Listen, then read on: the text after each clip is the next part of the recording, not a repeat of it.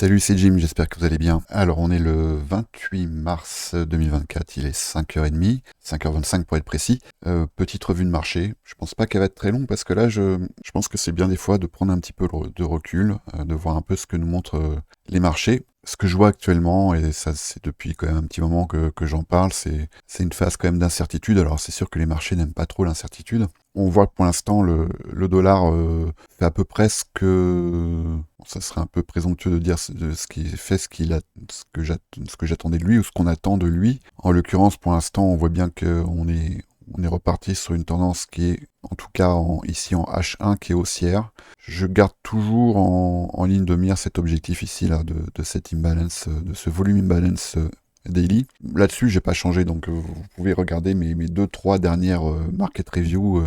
En gros, vous aurez à peu près la même lecture. Pour l'instant, le prix, là, on voit qu'il est dans une phase de consolidation. On ne peut pas dire grand-chose de plus. Là, en fait, je viens de répondre sur le trône dans la partie élève, donc que je vous invite cordialement à rejoindre. Cette fois-ci, c'est la partie école, hein, donc il faut s'inscrire, c'est payant. Mais est-ce que ça vaut le coup? Oui, oui, évidemment que ça vaut le coup. Si vous voulez vous former, ça vaut toujours le coup.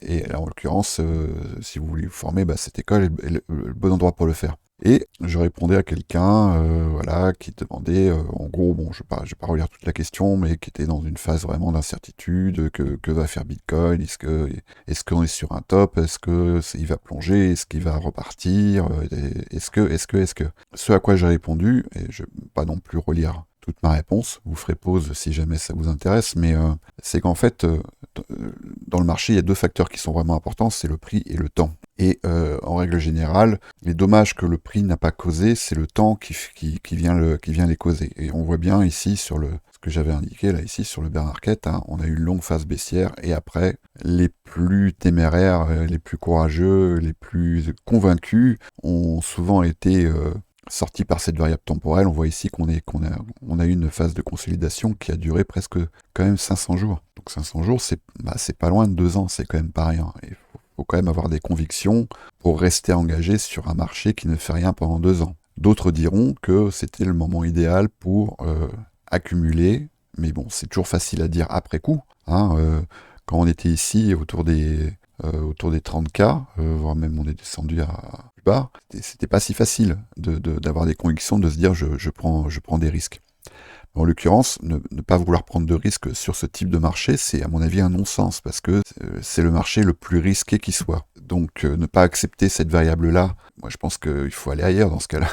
Donc j'ai mis, bon c'était une blague, hein, mais faut l'accepter, ou alors faut aller ouvrir un livret A à la caisse d'épargne, ou peu importe, et puis accepter les 2-3% d'intérêt annuel que ce genre de placement peut vous apporter. Ou alors, faut se mettre sur acheter un ETF qui réplique le Nasdaq ou le SP500 et puis accepter les drawdowns réguliers que ce marché offre également, mais avec une garantie, une quasi-garantie que lissé sur 10, 15, 20 ans, on va se retrouver avec un rendement de 7 à 10% par an. Voilà, mais le marché crypto, c'est comme ça qu'il fonctionne. Il faut l'accepter. Donc, ça c'était la réponse que j'ai donnée. Est-ce que ce rallye est terminé? J'en ai aucune idée. Après, est-ce que l'investisseur est inquiet? Non. Le day trader, par contre, lui, il aurait tendance à quand même davantage s'asseoir sur ses mains. Notamment, ce qui va décider du sort des assets à risque, c'est quand même essentiellement les questions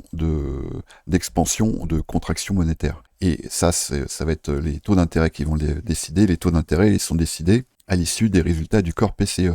Et le corps PCE, le prochain, c'est justement vendredi qui arrive. Donc d'ici là, il ne faut pas s'attendre à une directionnalité de ouf, en fait. Et ça, c'est normal. Donc souvent, le prix, il y a souvent débat entre l'analyse technique, même si moi je ne fais pas d'analyse technique, et l'analyse fondamentale, mais en l'occurrence, le prix est un reflet de tout ça. C'est pour ça que j'estime, en ce qui me concerne, que le prix suffit. Et là, ce qu'on voit ici, on voit qu'on est... Alors, je vais retourner sur Bitcoin. On est ici toujours dans une phase de contraction, dans une phase de compression, qui pour l'instant est une compression weekly. Voilà ici, la bougie, alors on a deux bougies weekly, hein, celle du 4 mars et celle du 11 mars. Et pour l'instant, tout ce qui se passe est contraint par ces deux bougies. Alors, on pourrait même parler, alors pour l'instant, on est sur il va falloir attendre la clôture là qui va bientôt intervenir, la clôture du mois de mars, mais en tout cas pour l'instant, voilà où on est. On est ici, d'accord? Donc, est-ce que c'est inquiétant? Non, c'est pas inquiétant qu'après un tel rallye de 400%, je crois, je vais vérifier. Voilà, si je pars d'ici, 30K, on est à 380%. Alors, et si je le fais remonter, non, c'est ça, ouais. On est sur du presque 400%. Alors après qu'on assiste au bout d'un moment à une phase de consolidation, non, ça fait partie de l'action du prix, ce sont des moments qui peuvent durer un certain temps, durant lequel le marché va venir interroger ses intervenants. Et ce sont évidemment des moments où certains vont prendre des profits, c'est aussi un moment où d'autres vont réaccumuler. Et après, il y en a un qui va absorber l'autre. Hein. C'est-à-dire que si les acteurs distribuent davantage que d'autres accumulent, le prix va baisser. Et si ceux qui ont des convictions accumulent davantage que ceux qui prennent des profits, le prix va continuer son rallye. Moi, actuellement, là, j'ai aucune raison de dire on est sur un top de marché. Aucune. Pour l'instant, c'est ce qu'on voit, c'est une compression. Pour l'instant, on va même davantage parler de compression daily. C'est ce qu'on va également observer alors, sur le SP500. Et voilà, et moi pour l'instant, voilà ce que j'ai noté ici. Hein. Donc on est sur une compression, une vraie compression weekly. Du coup, on a une bougie weekly pour l'instant. Le prix, ce qu'il vient faire, c'est qu'il vient travailler le haut de ce range. Alors ce qui est assez intéressant, alors si je passe en 5 minutes, c'est que, alors ça c'est quand même assez tordu. Admettons voilà, que je sois rentré là, ici. Qu'est-ce que je vais avoir comme target réaliste, on va dire? Ça va être le haut du range, ça va être ici. Et que fait le prix à l'approche du haut du range? Il s'arrête un peu avant et il commence à retracer. Alors, il y a un moment donné, ce range, il va se résoudre. Mais les phases comme ça de compression, il faut faire attention à ces objectifs parce que on peut très bien rester tout un moment dans cette phase de range. Regardez ce qui s'est passé ici. On est venu là, on a retracé et on s'est arrêté juste avant. Hop, là, on va créer une borne à ce range. Qu'est-ce qu'on fait? On revient titiller, on n'est même pas revenu titiller l'équilibrium, hein. On est revenu titiller ici une zone d'imbalance, et là le prix retrace, et qu'est-ce qu'il fait? Il s'arrête juste avant la borne haute du range. Voilà, donc, là ici on a bien une variable de prix, mais on a aussi une variable temporelle. Et c'est aussi cette variable temporelle qui fait que ceux qui avaient cet objectif-là, arrivés ici, si le prix refuse d'aller tag le haut de cette borne de range, ils vont rester engagés. Certains vont prendre leur profit, évidemment. C'est bien pour ça qu'on dit qu'il faut prendre des partiels. Hein. Ici, il y en avait un qui était évident, c'était quand même ici. Mais d'autres vont rester obstinés et se dire, non, le prix, là, sa vocation, c'est d'aller ici. Et certains même pourraient tout à fait se retrouver, si le prix en décide autrement, à se retrouver en perte. Ça peut tout à fait arriver. Ou voire même sortir à BE.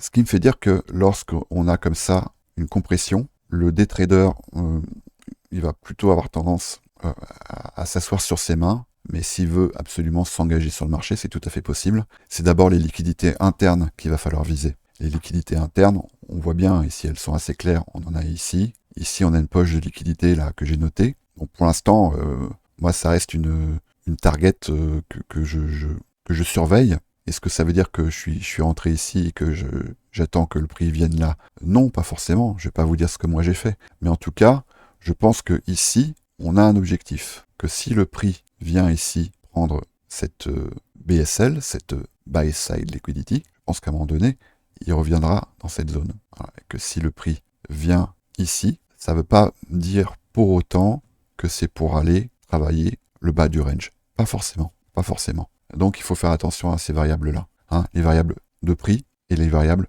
temporelles. C'est hyper important. Et donc pour l'instant, ce que je vois, c'est la même chose sur le Nasdaq, c'est la même chose sur, pour l'instant, le Dow Jones, Bitcoin, pareil. Alors je vous avais parlé après de ces breakers en H4 qu'on avait ici, mais à l'intérieur d'une grosse phase de compression également. Ethereum, pareil. Et si on regarde la plupart des altes, je ne vais pas toutes les passer en revue, mais pour l'instant c'est pareil. Et même les assets qui présentaient une trend un peu plus évidente comme Phantom, également, il s'installe dans une compression. On pourrait même élargir à cette zone. Pour l'instant, il n'y a pas grand-chose à dire, c'est assez clair ce qui est en train de se passer. Donc je pense que vendredi, et là je peux faire que des spéculations évidemment, hein, je pense que vendredi, il y a quelque chose qui va probablement se passer, parce que le corps PCE, c'est quand même un événement qui va vraiment déterminer ces histoires de taux d'intérêt et donc de contraction ou d'expansion monétaire. Donc ça, c'est vraiment important. Pour l'instant,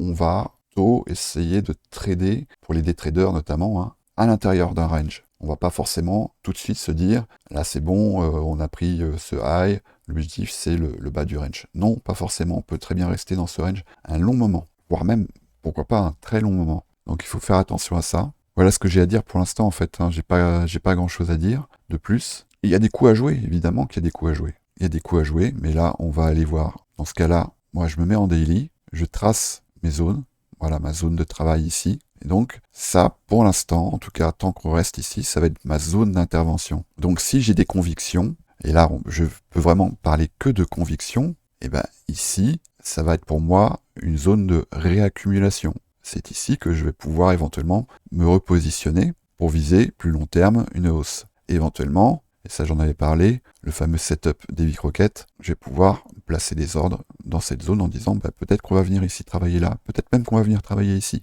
Jusqu'aux 44 000. À ce moment-là, je place des ordres parce que mes convictions d'investisseur me disent que ça sera pour aller plus haut. D'accord ? Si mes convictions sont qu'on est sur un top, ici, évidemment, là, sur ce dernier rallye, ça pourrait tout à fait constituer ce qu'on appelle un blow-off top, un dead cat bounce. Moi, j'y crois pas, mais pourquoi pas ? J'ai aucune raison de dire à ceux qui croient à cette hypothèse, non, tu as tort. À ce moment-là, évidemment qu'ici, on était sur une zone de prise de profit. Mais sinon, voilà une zone de travail, et à l'intérieur de cette zone de travail, on la voit ici, on va pouvoir travailler sur des liquidités internes. Et les liquidités internes, elles sont assez claires, on les voit. On les voit ici, zone d'imbalance, on voit ici un équilibrium, l'équilibrium de ce range, et c'est vrai qu'assez souvent, le prix a tendance à revenir le visiter, et on a d'autres liquidités internes qu'on voit ici, ici, ici, etc. Voilà. Et la même chose, dans l'autre sens, si je suis haussier, je peux éventuellement garder une cartouche en me disant on va revenir ici prendre la TH, et je pense qu'à un moment donné on va venir le prendre, mais en l'occurrence, ce rallye haussier, là, si je m'étais positionné à cet endroit-là, j'aurais eu quand même, ça aurait été une très bonne idée de prendre des profits ici dans cette zone, et en tout cas ici dans cette zone d'imbalance. Voilà pour l'instant ce que j'ai à dire. Il y a des beaux coups à jouer, ceci dit, alors sur d'autres écosystèmes, j'en parlerai dans le salon VIP. Les market reviews que je poste ici en public, c'est que la partie visible de l'iceberg. Il y a plein de contenus que je poste, qui sont soit des vidéos, soit des contenus écrits, dans le salon VIP, donc qui est ici. Et je vous invite à venir nous rejoindre, c'est gratuit. Tout ce que vous avez à faire, c'est à suivre les indications qui sont ici. Alors, je posterai le lien dans la description de cette vidéo. Vous avez juste à suivre ces indications. Il faut s'inscrire sur Bitgate. Il faut utiliser un lien partenaire. C'est un lien d'affiliation. Et ensuite, vous allez trader pendant quelques jours, passer quelques trades. Vous n'avez pas besoin d'en passer beaucoup. Et automatiquement, vous serez éligible pour venir rejoindre ce salon. Et là, vous aurez accès à plein de contenus que je poste. Des contenus pédagogiques, comme ici, des fondamentaux du trading, comme ici, des setups. Et puis, voire même pourquoi pas des fois des positions que j'engage. C'est pas du copy trading, et c'est pas des calls évidemment. C'est à vocation pédagogique. Des setups de swing trading, ça c'est plutôt Tonton qui s'en occupe, les setups golden. Et aussi forums de discussion dans lesquels je poste également des analyses, dans lesquelles on échange. Et il n'y a pas que moi, il y a aussi d'autres profs qui viennent évidemment intervenir. Allez, à plus!